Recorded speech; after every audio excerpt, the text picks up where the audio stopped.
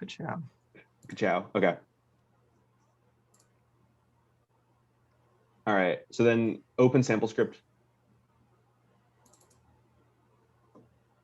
All right. And now try running it. And hit change folder. Wait, what the? Wait, hold on. Ooh. Oh, sorry. Okay. So now you're having the same thing about the aerospace toolbox. I would get that toolbox.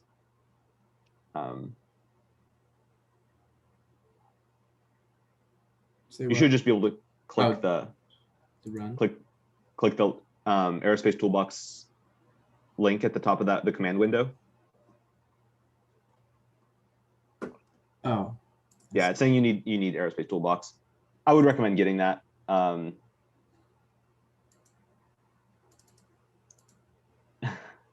Give it a second, yeah. Okay.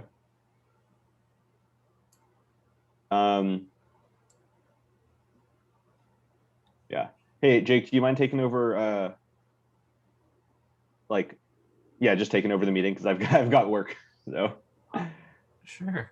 All right, sweet. See you guys. If you guys are still here at 8, I'll be back to check in on your progress or whatever. But they're not in the meeting this time. I swear. And meeting for all. No. All right. See you guys. What does the aerospace toolbox do? It adds a bunch of functions that are useful for aerospace related stuff.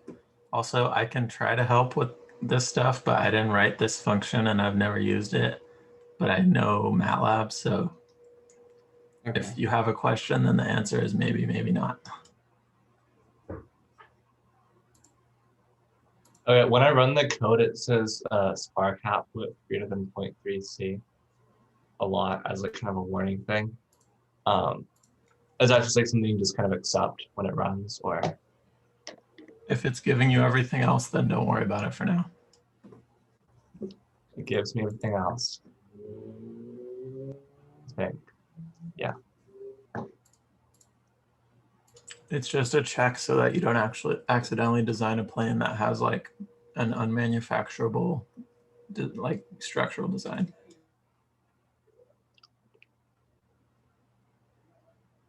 What would that be? Like an example of that would be like. What did the error say again, Jack?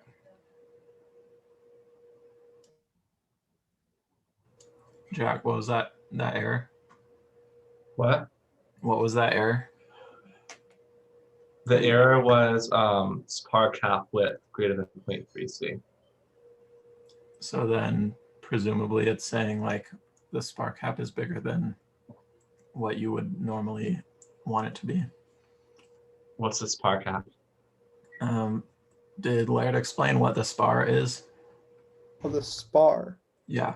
The spar cap is a different thing, but if you don't know what the spar is, then the spar cap's not going to make sense. Isn't the spar the just like the basic metal rod or like something of that holds the wings on? Yeah, the spar is the member that runs the full span of the wing that like keeps it from bending.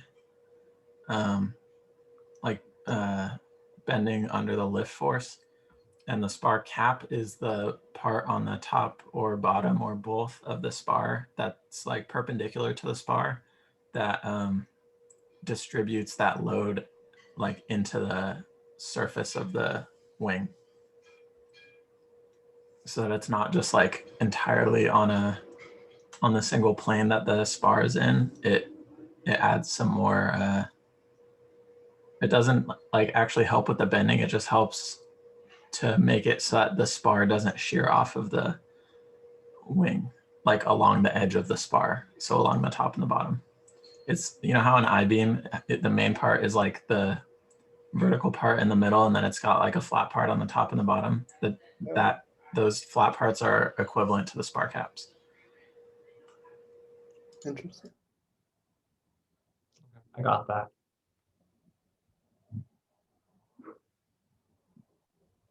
So what are you supposed to do tonight again? I think the goal is to mess with the inputs to that code and see if you can get it to like spit out answers that are relevant to your guys' design. Okay. Jake, just quick really basic MATLAB question, but I never really understood why it popped up. So you know how sometimes when you run code, it just says like the file isn't in the path or something like that, and you have the option to change the folder or add to path. Yeah. What do those do? Like, what does So- add to path do? MATLAB only runs stuff that's like in the current folder that like MATLAB considers itself to be in. And so if it looks for if you try to run something and that thing is not in the active folder that MATLAB's looking in, which is that folder that's showing on the left, then it's giving you the option to either add where it's currently, or no, add the, like add path will try to like literally add the place that it needs to go to where you currently are, I think. Yeah, it takes like the folder that the thing you're trying to run is in and add it to the list of places that it's currently looking, because it can technically be looking in like multiple places at once. Just by default, it's looking at the one that's selected. So that's what add path does, but I don't think it like perpetuates that. So you would have to click add path every time, or you can just say like move to that folder and it'll make that folder that thing is in the active folder. Okay. So if you wanted to like load in like some data that was in a different folder from where your script was, there are functions to like move around the active folder, so you could like move to where the data was stored and then load it and then move back to where you were when you started. Okay. But that's a frequent example of when you would run into that problem, because if you error out in between moving to a different location and moving back, then it never moves back. So even if your code, even if like the moving the active folder part of your code was working correctly, if something broke in between those, then when you tried to run it again, it would say I'm in the wrong place.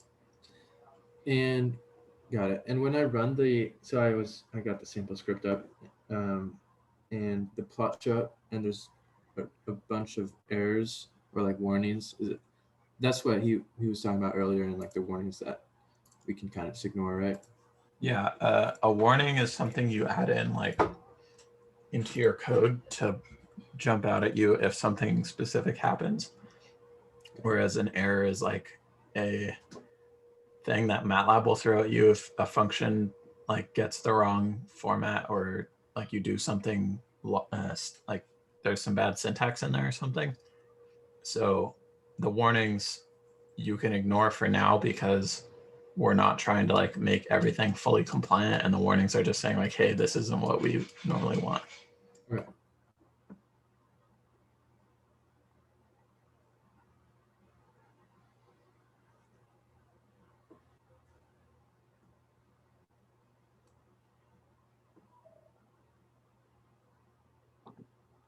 Okay, well, I have the code up. If anyone else has it up, we can start going through it. Yeah, let's do it. Okay, cool. I guess like kind of starting at the variables. Yeah. Probably can assume that air density will be the same.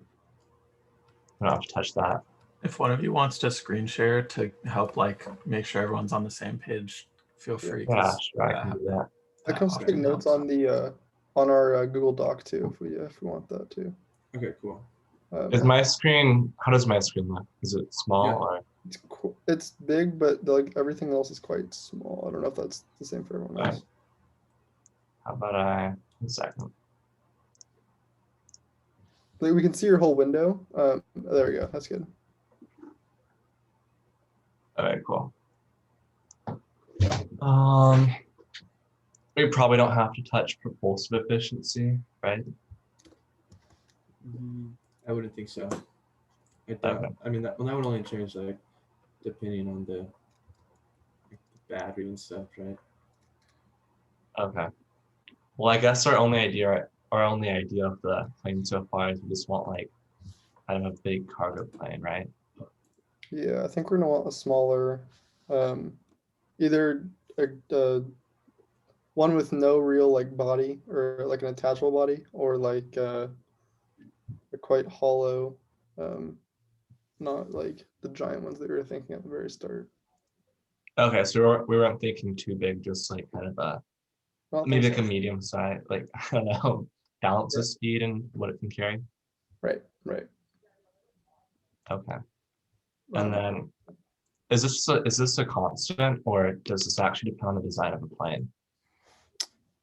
that I think Jake, correct me if I'm wrong. I think that that varies by the planes. Because if you have like a, let's say this water bottle with the propeller here flying like this, you're gonna have quite a big parasitic drag. But if you have like, let's say my phone is the plane, you have quite a small surface area. Is that like a good representation, Jake? Yeah, pretty much. It's just like how much drag you have independent of your speed, I think. So you can kind of just ignore it for now because you usually end up figuring that out experimentally later, because you'll notice like when you're testing, your drag will vary with speed except for some like constant that seems like it's always there, and that's your parasitic drag coefficient, I believe. So don't worry about Well, like it's kind setting of it right now. independent of design.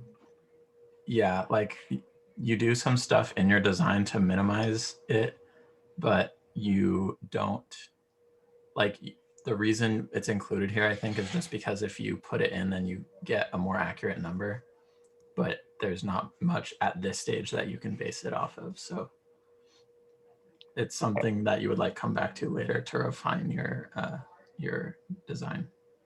Right. Also, question: what numbers do you want me taking down, or what should we take down? Like, do we need to take down the parasitic drag and like the Oswald efficiency, or should we just take down like weight, speed, like our area that we need for that certain? I would suggest put everything that you're putting it into the function, like write that all down once, and then after that, just write down like each thing you vary how it changes the outputs. Got it. Okay. So Jack, you're gonna need to tell me because I don't know a whole ton about what we're putting in. About what? You mean just like what we're inputting here? But yeah, like when we input like different stuff, then just Oh, let what it means in relation to like the plane, whatever. or just like let's say like we're putting like 2 pounds versus 3 pounds for our takeoff weight. Just like tell me, hey, I put 3 pounds in, and this is what I got out from the numbers. Yeah. Well, also, what's an Oswald efficiency? I feel like I don't know much here. That was like what he was talking about, how with the program we're kind of looking at an artificial system in real life. Like this is the how far off we are from the actual. It's a difference factor between the ideal lift distribution on a wing and the actual lift distribution, because like a perfect wing that has like infinite aspect ratio will have an Oswald efficiency of 1, but that's like impossible to build. So every plane has an Oswald efficiency less than 1, but like a little like I would leave that at 0.65 because again, this is in like the conceptual stage, and then later on you can start to get a better guess, but it should be somewhat close to that. It'll just be more reflective of your actual plane. Okay, cool. So we can just kind of leave this for now. Yeah. Maybe we'll come back to it. Aspect ratio and coefficient of lift. That's going to probably start getting into our wing design we want to go with. And so what were you guys thinking for what the wing should look like? But I have no clue what it should look like. Or what do we want it to be like? I'm thinking Aren't like we kind of? Sorry, go for it. no, go for it. Did you I was guys gonna go to the say- Saturday meeting? Yeah. No, I wasn't there. Okay, that would have been helpful. Yeah. So we're not doing like a total rectangle wing. We could have a little bit of We're not gonna have swept, are we? Definitely not swept. Why not swept? I mean, weren't they saying that's kind of hard to manufacture? Does anyone remember what the purpose of having a swept wing is? Well, swept wing decreases your drag with the same surface area. At what like speed range though? I believe it's at a lower speed. So a swept wing decreases your drag if you're like between Mach 0.7 and Mach 1.2. That's why you don't really need it. So you also don't need to worry about taper very much right now because you can add that later, but you can keep the same aspect ratio and wing area. You just vary the like span-wise chord. So all you really have to be thinking about now is like, if you guys remember what I was saying, like different aspect ratio values tend to show up in various types of planes. So like if you look at a glider, it's got an aspect ratio of like 30 or something crazy like that. And if you look at a fighter, it's got an aspect ratio like less than 5. Usually actually even less than that, like 2 or 3. So you can kind of just look at different like the way that a lot of designs start off is just by looking at stuff that performs similarly to what you want and using that as like a starting reference point, seeing how it does and then modifying it and seeing what changes. Okay, so I think the example Jake you used on Saturday was like a Cessna that we're gonna be similar to, and I think you're saying it was like 11. Yeah. So if you think about like what different planes are for, a Cessna, for example, is designed to be like pretty chill and slow and easy to control and not very fast and very stable. So if those are all like parameters that you want your plane to reflect, then choose something similar to that. As a like kind of an opposite example, if you look at something like a fighter, then you want your plane to be like super stupid fast and highly maneuverable and like can take a lot of G's and in some cases like carry a lot of extra load. Then if that's all stuff you're going, well, like, but you can't like just ignore some factors because a bunch of fighters, it's like they're also designed to go supersonic. Is your plane going to be designed to go supersonic? If not, there's probably stuff in there that if you mirrored that, you'd be like mirroring assumptions that don't apply to you. So a good place to start would be like try and think of like what kind of plane does something similar to what you want your plane to do, and then look for examples of that and like see if there's a trend of like, oh, a bunch of planes that are like cargo planes, for example, all tend to have this kind of aspect ratio or whatever. Yeah, so I'm looking at some of the smaller cargo planes. I Some was of, looking at a plane and it has jet engines. Wait. It was super weird. It has jet engines above its wings. yeah, that can also be used for water too. I'd be careful with the above the wings. I don't know. I was just looking at a season between globe master. That's What are we looking at, Andrew? Oh, I was looking at the Cessna 208B. It's used by FedEx. It has, I mean, I don't know if we're going to use the dual or the single. I mean, the single would be easier to manufacture. And that one has a single. Sorry, people are playing music. Can you guys hear the music? I'm just curious. Nope. Okay. Nope. I don't know what the aspect ratio is though. If you find the Wikipedia page for any plane, usually near the bottom, there's a section called specifications. And even if it doesn't have the aspect ratio, a lot of times you can either find the spin and then the chord or the wing area, and you can use the formulas that we had for those to get the aspect ratio. Right. So the one I'm looking at has a 9.702. So can we just round it to 10? Is that fine, Jake?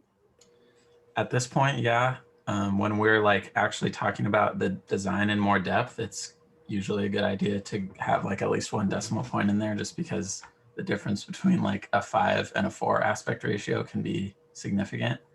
Right. But for now, like in the 9, 10, 11 range, that's like all pretty comparable. Cool. So we could do like a 10. So you're looking at something like this kind of plan. Yeah. I think that looks reasonable.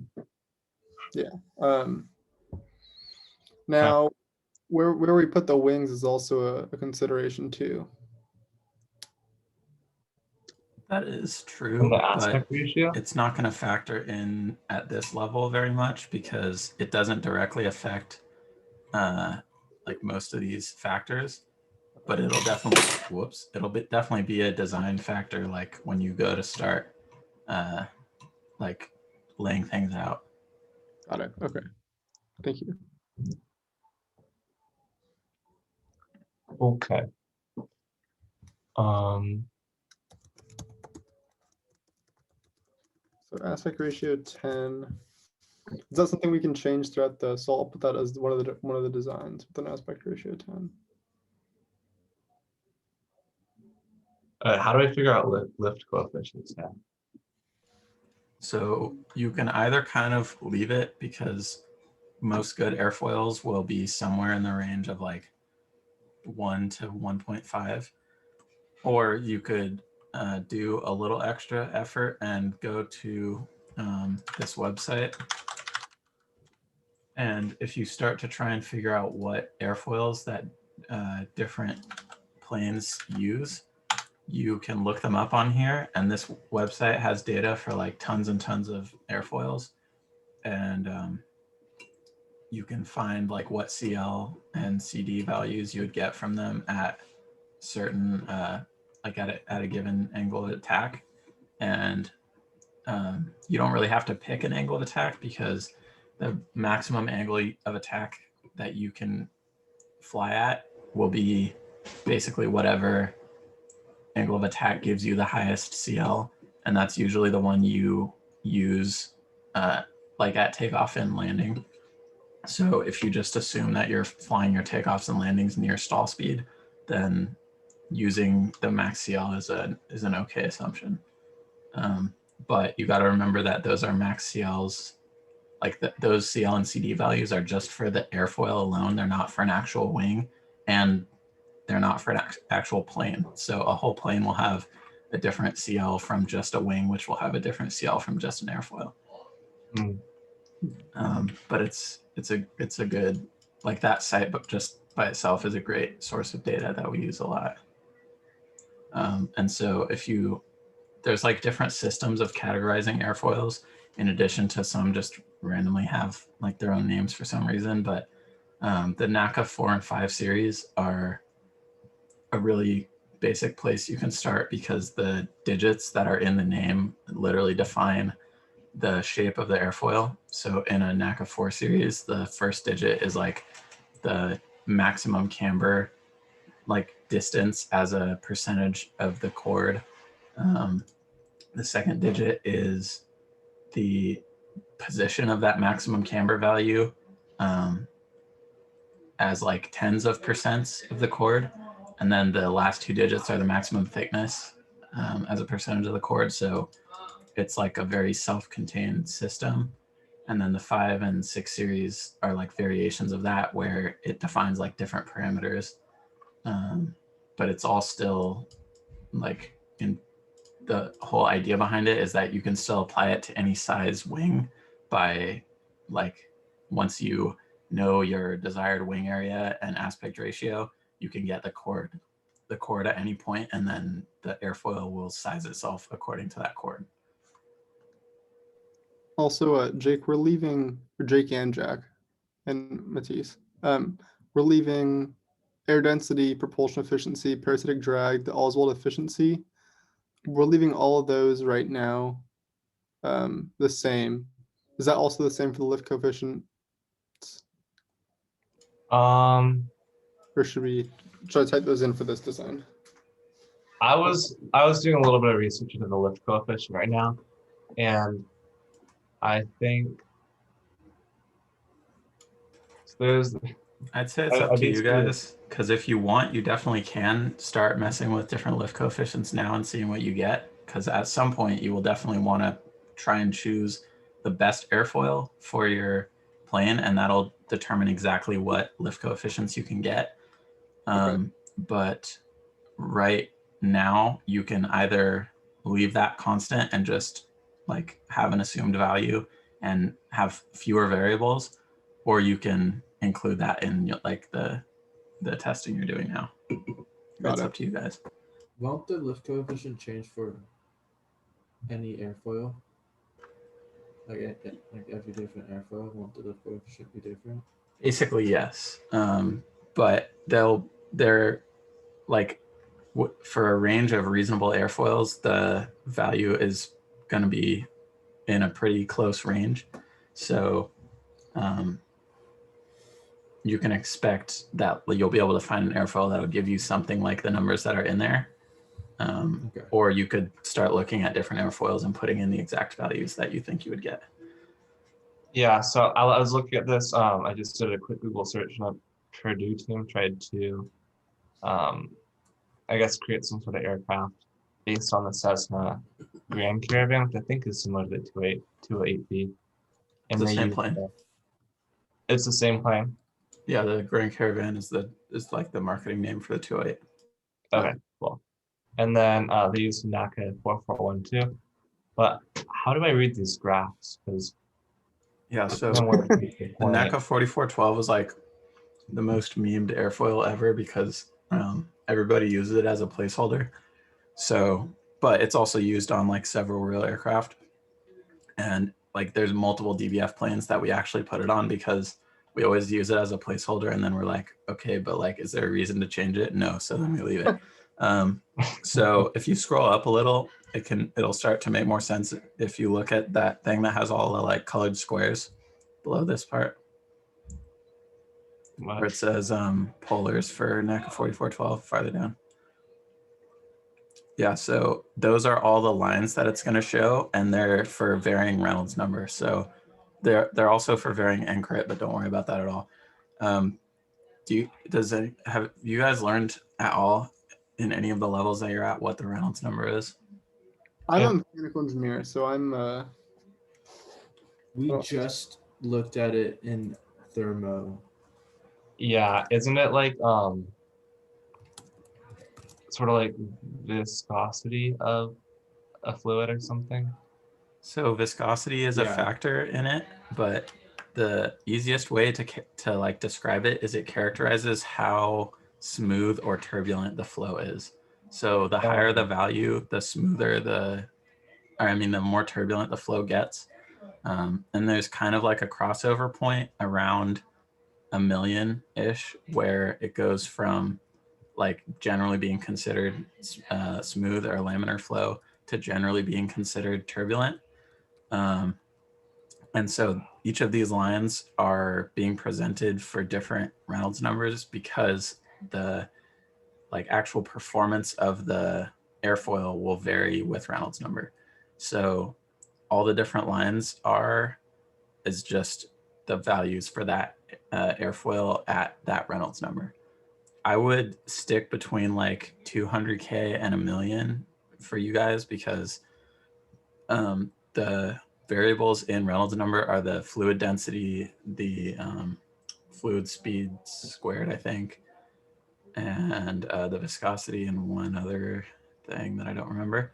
Oh yeah, the characteristic length, which is ambiguous on purpose, but that's roughly the range that's a range for a chord that's like a foot or a couple feet. That'll be a range from like your guys' approximate takeoff speeds to your approximate cruise speeds. So, and the 50K Reynolds thing is kind of BS because I don't know anyone who has a tiny enough wing or flies slow enough to be in that range. But yeah, so I would be fine with that. The higher the Reynolds number, what does that mean? The flow is more turbulent. So Okay. I don't know for sure that there's a way to like go look at that easily. But you can like go on YouTube and find experiments of like different flows at different Reynolds numbers. But again, if you're just looking at like airflow by itself, it doesn't technically have a Reynolds number because the Reynolds number is relative to the length of whatever object the fluid is flowing around. Because the point is whole point of having it in the first place is that if two things have the same Reynolds number, then like the dynamics of the fluid moving around them are the same.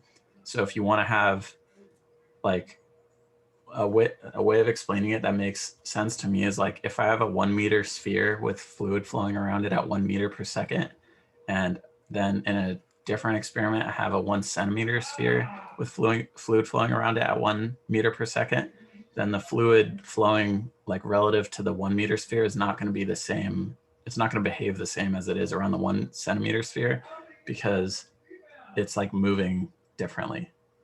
Like the sphere sees 1 meter per second as like one of its body at a time, whereas the tiny sphere sees 1 meter per second as like hundreds of times its body length per second.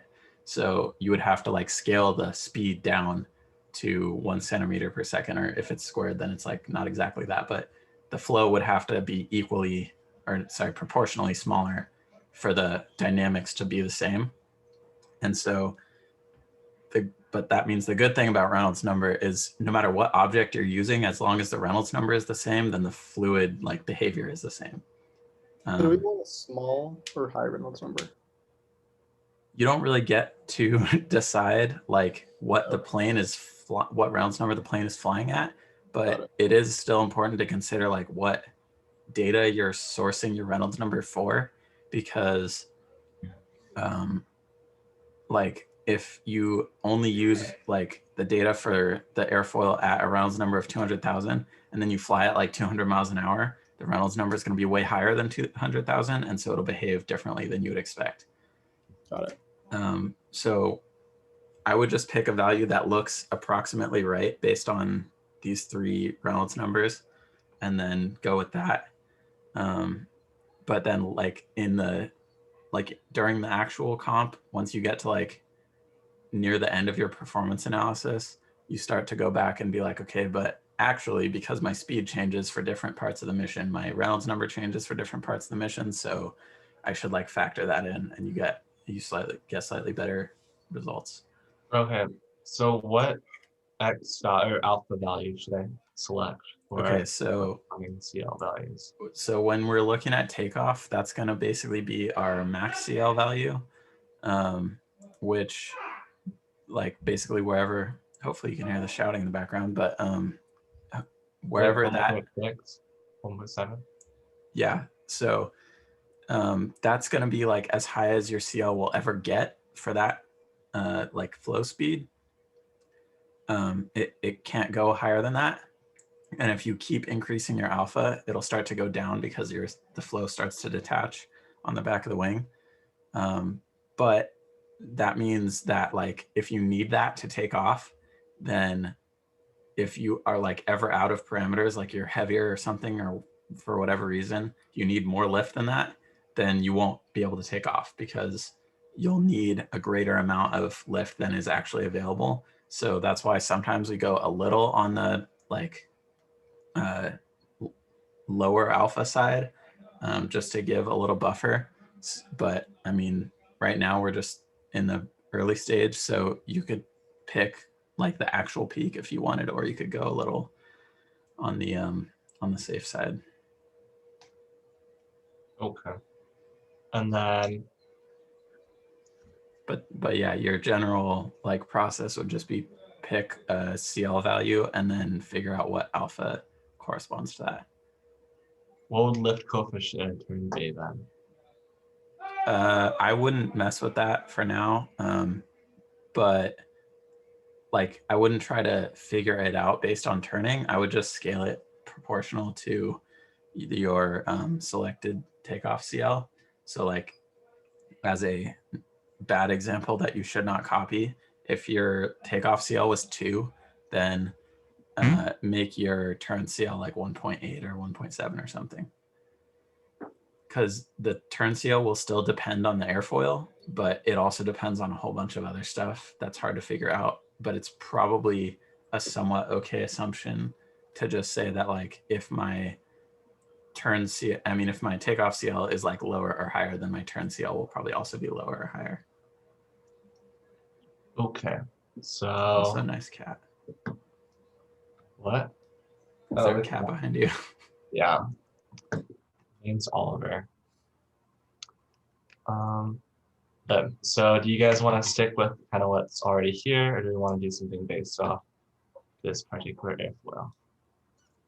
Um, I mean, if we're going to look at this particular airfoil, might as well just like use the value for it, right?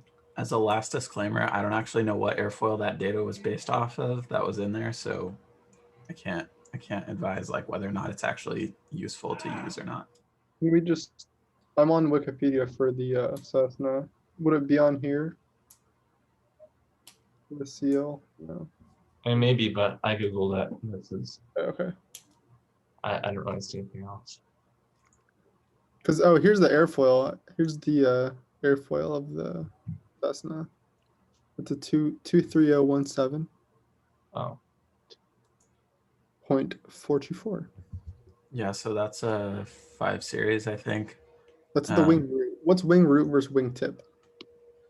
So the root is the section of the wing that's directly connected to the fuselage, and the tip, or if the wing goes like all the way through, then it's just the part in the very middle, and the tip is the part all the way that's far away from the fuselage as it goes. Got it. And sometimes I talked about this on Saturday, but like you don't want the tips to stall before the root because it makes your aileron stop working while you're stalling, which is bad. And so sometimes they vary the airfoil from the root to the tip so that it's designed to stall at the root first instead of at the tip first, even if it's like not tapered. That's another way that you can create that stall tendency. Interesting. So yeah, that's again. Is this the airfoil? I think so, but that at the tip it's a 2302. So let's look that up and see what. So it's like a mixture of two?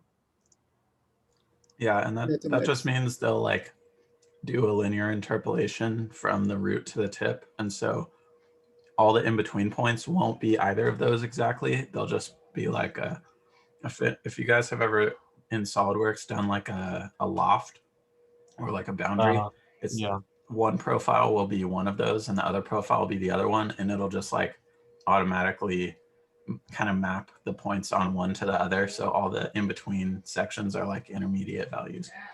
Okay, well, I don't know how to combine two different airfoils. I wouldn't worry about it much for now. Just pick one, or pick one that's like in between those two or something. Because just do 23015. Down there it's explaining like what all the digits mean. So if you wanted, I'm pretty sure that what Andrew just said would work, but like I think it's just varying the thickness and the camber staying the same.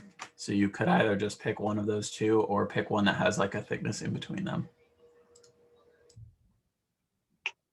I mean, we all know what those equations mean easily, but do we want to just go off this graph? The long equations are actually literally just defining the points on the surface of the airfoil, so they look complicated, but they're really just like polynomials. The stuff that defines like what the numbers in the name actually are right above where it says NACA 5-digit airfoil calculation, where it's like specification. It's saying like LPQXX is the camber position, and then like the type of camber line, and then the thickness, I think. Interesting.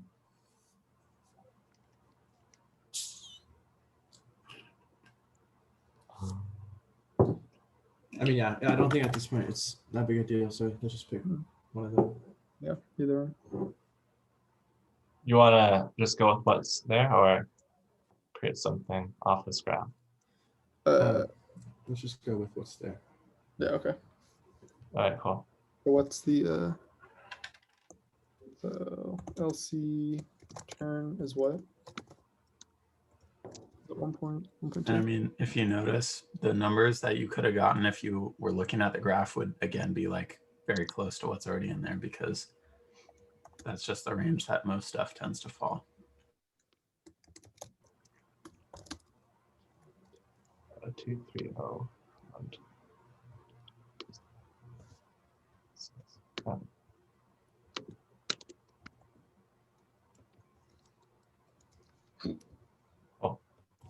Oh. We can probably leave the wind velocity for now. Yeah. Wind think- angle. Can we just keep wind velocity constant throughout the entire thing? I Should mean, we? That's probably a good idea, given that even during the real design, we basically just figure out one expected wind value and then never change it. Because Okay. So right Or- now, what we're changing is aspect ratio, the LC, turn, and takeoff is what I have written down. Is there anything else I should add? we didn't change anything about this. yeah, I think as long as it's not going to change between tests, like between run it and then change a value and then run it again, that only needs to go down once. Like even if you're changing it right now at the beginning, you can leave that in the constants section, and then only the stuff that changes from test to test needs to be like noted down every test. Are we changing that from test to test, guys, or should we leave that the same? Let's leave that the same. We can Okay. leave it. So Cool. okay. So so- now we have to figure out takeoff weight. So now we have to decide how many crates we want to take on and how heavy we want the plane to be. Yeah, this could definitely be a thing that you change from one test to another, since it's going to vary with how much payload you're carrying. So if you wanted to see like if I carry this many things versus this many things, then my weight's going to change by this much, and I test it in both configurations. Hey Jack, can you go up to the top? I'm just gonna get the constants down for 1 second.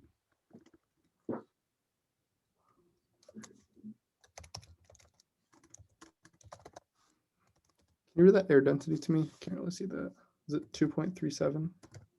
Yeah, 2.3786 e to the negative 33. I don't know why I said that so weird. Very good. And then what's the next one? Is that a propulsion? ETA, propulsive efficiency, 0.5. 0.5. Okay. And Yeah. then Yeah, parasitic drag coefficient, CD0 equals 0.05. okay. And then Call that one CD not. Are you writing everything down? yeah, should I not? Well, this is just in the code that's given to us already. Oh, okay. Yeah, you can just copy and paste it. Yeah, okay. Yeah, so if you just open what's in the zip file, this is what everything we're gonna already have. Besides the aspect ratio that changed. That's it. Okay, cool. Well, I don't know how we're gonna estimate the takeoff weight of the plane, because I don't know how to estimate that. Jake, what's like the highest takeoff? Well, highest amount of weight we can add to the plane. Was there a cap on the number of containers you can carry?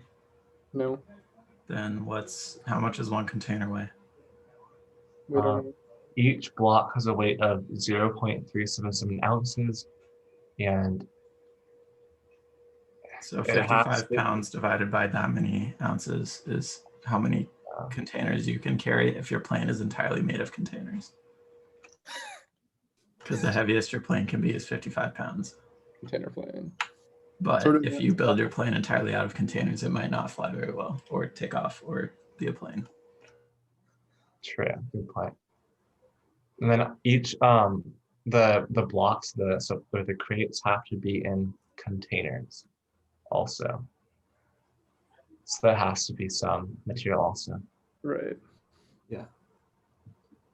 I wonder what you define as a container though, because couldn't you just duct tape them together and call it a container? As long as it has the mandatory air gap and they're easy to install, then yeah, I think so. But wouldn't we want a hard, like a kind of a hard shelled container, or no? Because Um, they can't shift during the flight at all either. Or cargo has to stay still.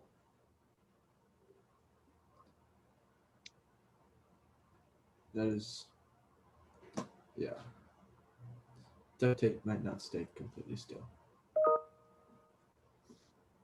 my thinking is just like you kind of just fill up the whole cargo area with, you know, you make the cargo area the right dimensions so that when you fill in the shipping containers, there's not going to be any like wiggle room between the sides. And then in order to keep that 0.25-inch air gap between containers, assuming we do multiple containers, I'm thinking just use like, I don't know, a piece of like some spacers or like using rubber or styrofoam or something. Right. So how big is the cargo area then?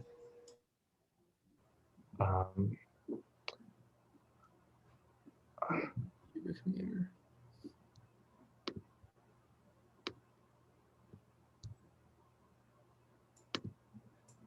Yeah, I don't know. These are all the problems that conflict with each other.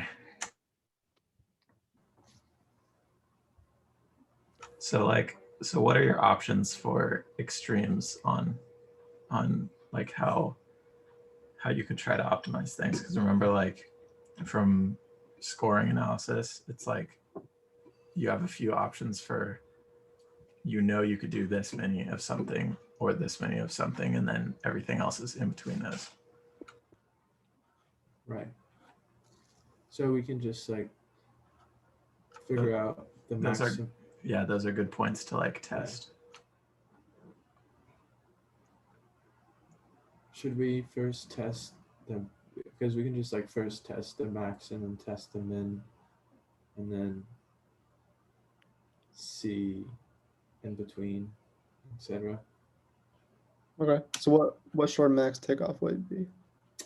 Apparently, the max takeoff weight is 55 pounds. Hell yeah. Yep. That's set by the federal government. And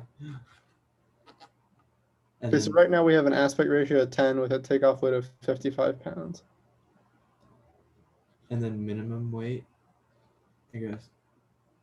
But would this be on the same? You don't have to do two weights on one test. So you would just want to know, Matisse is on the right track, but I think Andrew's asking, like, you don't have to include all of them right now. Yeah, I was just thinking for the next. Very good. That is a good thing to think about, because it means you're going to have to decide how much does the plane weigh with no containers in it. Yeah. Okay, and our wingspan? Did they set a limit on the wingspan in the rules? It's probably. Let me open up the rules. It's probably something else. I hope it's not like insane amount. Like, Are you guys just kind of running the code and see what you get back when you plug in those values? I have not opened the code Oh, because I have a Mac and I have not downloaded MATLAB yet.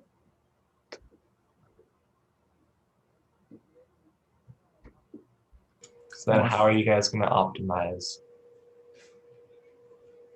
for the takeoff weight and stuff?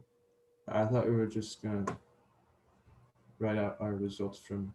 I thought we were just looking at yours, but we can all do it, I guess. Okay. Yeah, I don't think there's a maximum wingspan. So, how large is the circumference of the Earth?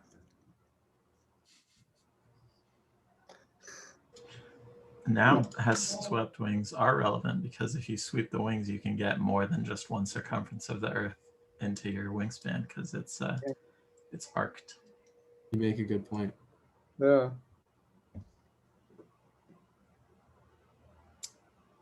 Where are? Oh, here they are. Never mind. Can we just set like a maximum wingspan? Sure. I mean, realistically, I think 10 feet is going to be the maximum, because they're in for the ground mission, the mission box is 10 by 10 feet. So Okay. I feel like you can't really have a plane bigger than the mission box. Okay, so 10 Correct. feet is our max. So we're gonna do 10 feet as our wingspan. Cool. Is 6 just a good number to have for max load factor? What's kind of like the reasoning behind picking a max load factor?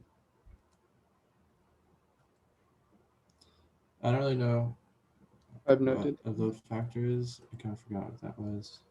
Is max load factor like the max like load per wingspan?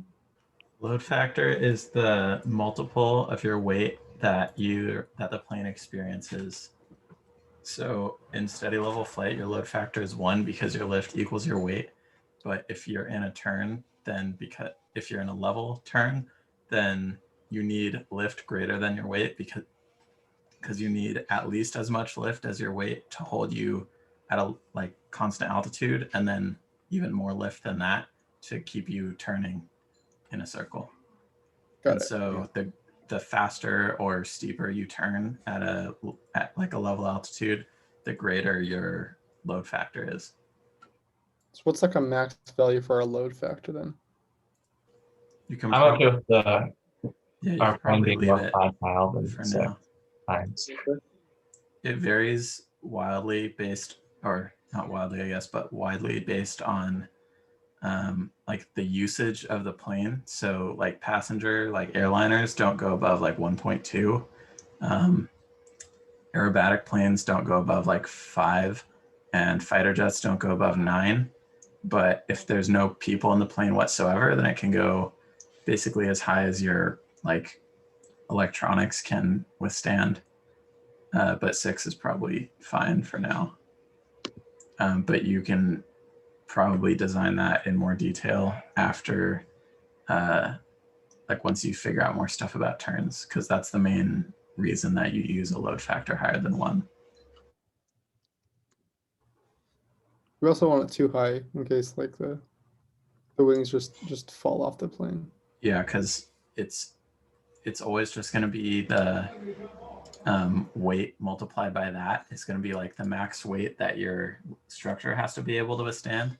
So if you have a max load factor of 9 and a 55-pound plane, then you have to build a structure that can hold 500 pounds, which is hard and probably also heavy, which means even if your load limit or like your max weight is 55 pounds, that just means more of that weight is taken up by structure than by payload or whatever else. So right now our plane has to withstand 333 pounds of force.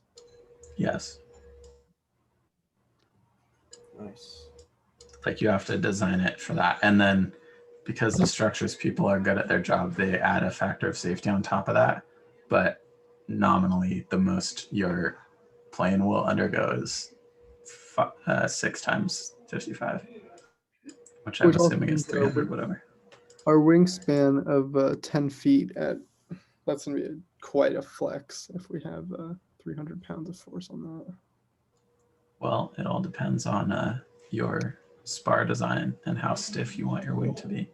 But now that you know your wingspan and you know your aspect ratio, you can figure out some other stuff like your wing area and your chord. Because you can just assume a rectangular wing for now and then modify it to have any other properties later. Got it. So now that we're looking at the graphs, I guess, what should we be looking for on the graphs? Yeah, I'm not really sure how to read the graphs. So the labels are like the titles at the top are the titles for the contours, and they're giving you those in terms of your wing loading and power loading. So that takeoff distance, that 5 on that top line would be if you want a takeoff distance of 5 feet. yeah, then you could pick any point along that line, and that combination of power loading and wing loading with the other variables you've already put in would give you a 5-foot takeoff distance. Damn. What does Or power loading mean? 10 or 15. It shows it right there. Well, you can kind of deduce it from the units. So it's the power that your propulsion system is generating over your weight. And in this case, it's in imperial units, so that's why it's foot-pounds per second instead of like watts. Cool. So we wanted a, I think it was around 12 to 15 takeoff distance. Was that right? How do we decide that? And then your wing loading is your weight over your area, wing area. We have a high wing area. So for sure, it has to take off in less than 50 feet, which, I mean, Yeah. it looks possible. I don't really know how to optimize this. Yeah, I mean, So since you already decided a weight and you can figure out a wing area, you can kind of just pick like that gives you your wing loading right off the bat. So your wing loading, well, somebody figure out what your wing area is from your span and aspect ratio that you decided. So aspect of 10, wing span of 10 feet.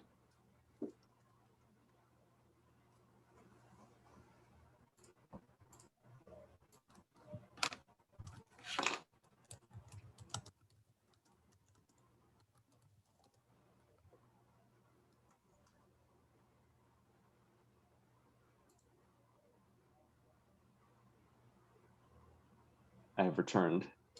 How was work, Laird? It was kind of shit, honestly. No. Nice. Also, Laird, I think your thing in mock comp that says here's the rules actually just goes to the DBF off-season plans spreadsheet. There are 2 links in that pinned post. Okay, well, I don't like that, and I can only see the one of them that's a link, and the other one is just says this is the off-season plans, and then I click on it and it takes me to that. Well, sorry. So there's a link and there's also a file. The file Okay. is not associated with the link. The file is the rules. Laird, I'm hereby blaming you for Slack's terrible UI. Okay, I just want you to know that you should feel bad about it. I do. I feel terrible. Okay, good. Laird, I told them to make lots of assumptions, so I think I did a good job. Cool. Laird, Also, they're basing the plane off of Cessna 208 now. Sounds good to me. Whatever y'all want to do. where do you work when you only work for an hour? Study sessions. Okay. Yeah. Oh, you have Yeah. a study session at 7? Uh-huh. It's rad. That's the later one. What's up? That's a later study session. Uh-huh. My schedule was such shit this quarter that I couldn't sign up for any other time. Oh my God. Do you get paid for Yeah, I do. that? Okay. I would not sacrifice my life like that to not get paid. so apparently the area is going to be 10 feet squared, I want to say. It's very large. They picked a Indeed. 10-foot span. That's very large.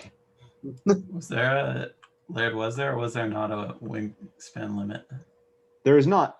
So I will say I wouldn't 55-pound takeoff weight. Oh Yeah, my at the moment they're going for big plane, Oh my God. Well, and this then is later they're going to compare it to theoretical. small plane. Theoretical you're experiment. gonna This is not a- This is the Crash first into step to something. optimizing. Laird, give them a reason not to test big plane. Okay, test big plane if you want. exactly. But yeah, so what I will say is the way I have the sample script set up is not like what I would do for is not what I would actually do to try to find the optimum score. Here can I guess have you guys started trying to write like a actual score calculation type of function? Oh, No. Okay, I am burnt out from my Aero 300 lab. that's valid. I'm Right. That's about valid. to start working on that after this. Yeah. Wait, Laird, could you help me with one plot on my lab, please? Sure. Okay, thank you. That'll be $5.99. Trying to get that money in. Lake Justin is overlayered. Okay. Okay, but your suggestion would be to write our own code to optimize. Yeah. So my suggestion would Okay. be to like make a new function file that's like score for like, let's say mission 2, right? Let's say you're ignoring ground mission, ignoring the rack, and you just want to calculate mission 2 score, right? And so then in that function, you can call the other functions. So like in that function, you can call the lap calc function. And so you say, well, I wonder what the score is going to be for a, you know, wing loading of 1.3 and a power to weight ratio of like 150. You can put those numbers in along with whatever assumptions you do need to make. Then you can figure out like, okay, how fast are we going to fly with those wing loading and power loading? And then what I would do is within that, I would do some kind of like iteration to find what takeoff weight is going to give you a good score. Remember, takeoff weight can be divided into your empty weight, your battery, and your payload, right? And so if you set a bunch of takeoff weights and figure out, you know, with those flying conditions, what your empty weight's going to be, you can make whatever assumptions you want about the battery, right? I haven't talked a ton about batteries yet, but I'll probably write a little post about that in the Slack tonight. And then whatever's left is going to be your payload weight, and that pretty directly corresponds to your score, right? Because payload weight is just going to be payload divided by the number of Jenga blocks, which have a set weight, right? They're like 0.377 ounces or something like that in the rules. And so Yeah. that's kind of how I would set it up. Does that Okay. kind of make sense? Yeah, I mean, with enough time, I think I could do it. Just I don't know if I could do that this quarter. Fair enough. Like that sounds like a lot. It is. That's kind of why I'm trying to get you guys thinking about how to do it. What I was gonna do is I was gonna let you guys kind of think about it and write some stuff up, and then I'm gonna send probably tomorrow. I'll send some examples of what we've done in past years that you're free to use and copy from and whatever. Unfortunately, I'm not going to be able to have time to go in and like comment them up. So they're kind of dense. They're kind of bad. That's all right. But I can send those as kind of examples of what you can do. Yeah. But also what Jake's saying about picking an airplane to model it off of isn't a bad move at all.